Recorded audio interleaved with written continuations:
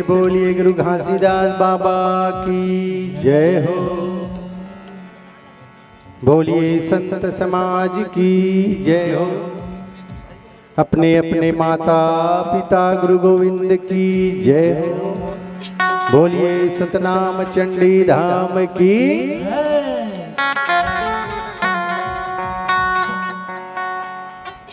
ये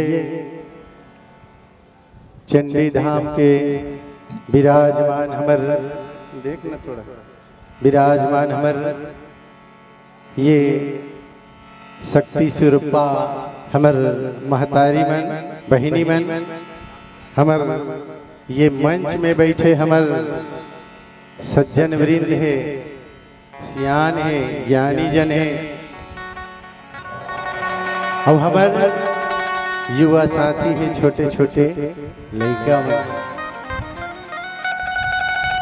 आज बहुत बहुत धन्यवाद के पात्र है ये आयोजक बंधु मन। जीवन सुघर ये चंडी अब चंडी नहीं रहेंगे, चंडी गांव का बन गए, सतनाम चंडी धाम बन गए। ये आयोजक मन के मेहनत है। अब आप मन के सुघर ये तन मन धन रूपी सहयोग लगन भक्ति ये आप मन के कृपा है जो आज ये सतनाम चंडी धाम आप मन के गांव बन गई हवे है ना। तो हमरो मन के मन में नहीं रहेगी कहीं इसका हमर मन के मन ये कि है बाबा हे बाबा अरे बाबा तेरी यह सतनाम यात्रा मानवता सिखाती है बाबा तेरी यह सतनाम यात्रा मानवता सिखाती है, भटके हुओं को राह दिखाती है और सत्यनाम का रसपान कराती है। काबर हमर चंडीज के बहिनी माई मन पावे, भैया मन पावे, अरे एक आध बुन तो हमूला मिल जाए, यही आशा यही फरियाद लेके सुघर ये बाबा जी के दरबार में पहुंचे हवन है ना।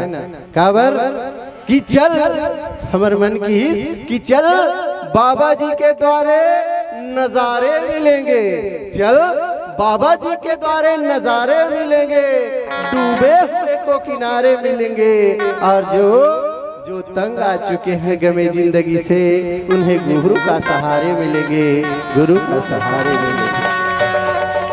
नहीं तो दुनिया लगा के बे भैया, दुनिया तो ऐसे है कि माया नचा रही है, नाच रहे हैं लोग। अरे माया नचा रही है भैया और नाच रहे हैं लोग, माया के पीछे पीछे भाग रहे हैं लोग। करना जरूरी है, करना जरूरी है सत्संग, सभी करना जरूरी है सत्संग, जानते हैं सभी, फिर भी आज गली गली में बैठे खाक छानते हैं लोग, खाक छानते हैं लोग है ना। तो ये हमारे बाबा जी के दरबार है, ये ऐसे कल्प वृक्ष है, जानत हो ना दाई हो, कल्प वृक्ष ऐसे वृक्ष है जेकर छाव में बैठे से नीचे में बैठे से तोर मन में जो सपना है ना, जो मन में आशा है वो कल्प वृक्ष पूरा करते।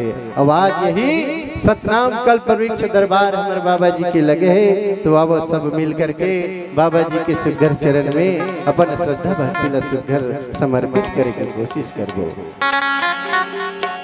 तो हमारे साथ एक बार मिल के एक बार जयकारा लगाओ ताकि सुघर हम भजन कीर्तन की ओर प्रवेश कर चुकन।